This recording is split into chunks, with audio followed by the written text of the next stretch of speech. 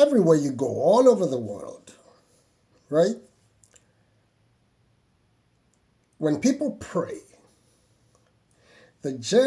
one general prayer point, you can almost summarize the prayers of most human beings in one sentence. God, solve my problem. Or, God, solve this particular problem for me. Now that also says something.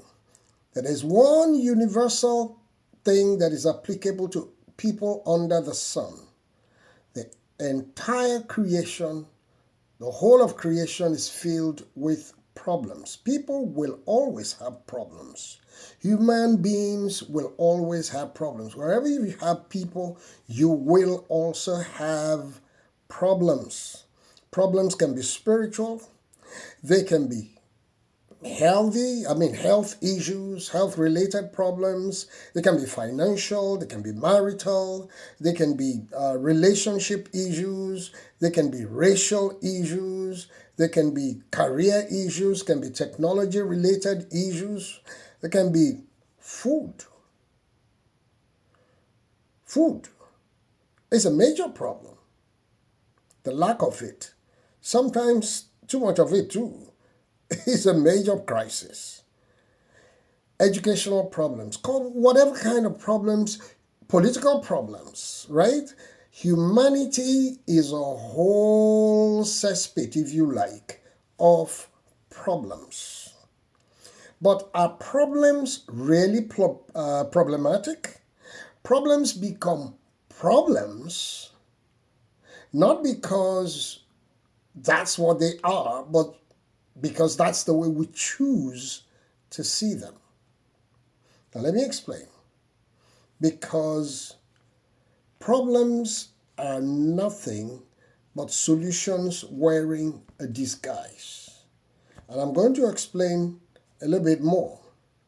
Problems are indicators of so many things.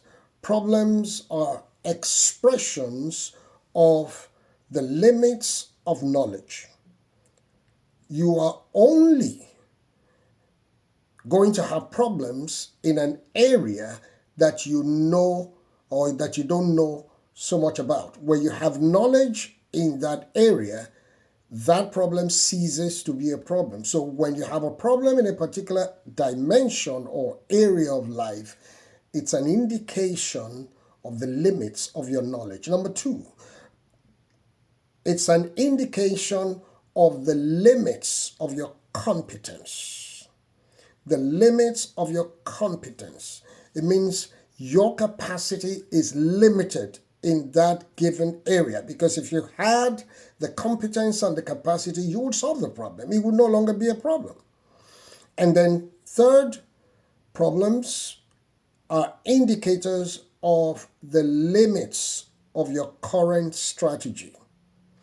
Where your current strategy comes to its ultimate point of expression, there will be a problem. What that simply also means is that there's a need for a new strategy or a new way of thinking, or rethinking an old problem. Second thing that problems are triggers. Problems are triggers. Remember, first thing, problems are indicators. Indicators of the limits of knowledge, indicators of the limits of competence, and indicators of the limits of strategy.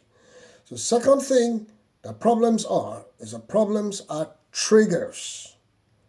Problems are triggers of thought. When you have a problem in a particular area, if that problem is really serious, such that you cannot ignore it, it triggers certain things in you. It triggers certain emotions. So, they are triggers of thought, whether good or bad. Problems are triggers of redemptive anger. I'll say that again. Problems are triggers of your redemptive anger. Now, many times we demonize anger. We say, oh, it's bad, it's horrible, you're not supposed to get angry. No, anger is a very healthy expression of the emotions when it is expressed towards a redemptive agenda. Let me explain. If you get angry because of what somebody did to you that hurt your ego, that is destructive anger. And by the time you begin to manifest it, guess what? You're likely to damage a whole lot of things. You damage relationships, you burn bridges, you do all kinds of things depending on the manifestation of that anger or the expression of that anger at that time. But when you see something that you believe is wrong in an environment and you feel uncomfortable about it, many of us, when we enter a room, what we see is different from what some other people see. And so you see something that other people do not see. And you feel that you have a divine responsibility to correct it. That is redemptive anger. And I tell you this, nobody can become significantly successful who does not understand redemptive anger. What are you angry about? Is all your anger and all your emotions, is it all about you? Is it all about, what somebody said about you, what somebody did to you that you didn't like? You really don't have the luxury of the consequent, pettiness. No. You can channel your anger towards solving a significant human problem. So problems are triggers. And number 3, problems are triggers of action. They provoke you to do something. They make you want to do something. So they trigger thought, they trigger your redemptive anger, and they trigger what? They trigger action. Now the number 3 thing that problems are signposts. And as signposts, problems signpost 3 things. They signpost possibilities, or what you call prospects. They signpost opportunities for reward, and opportunities for solutions.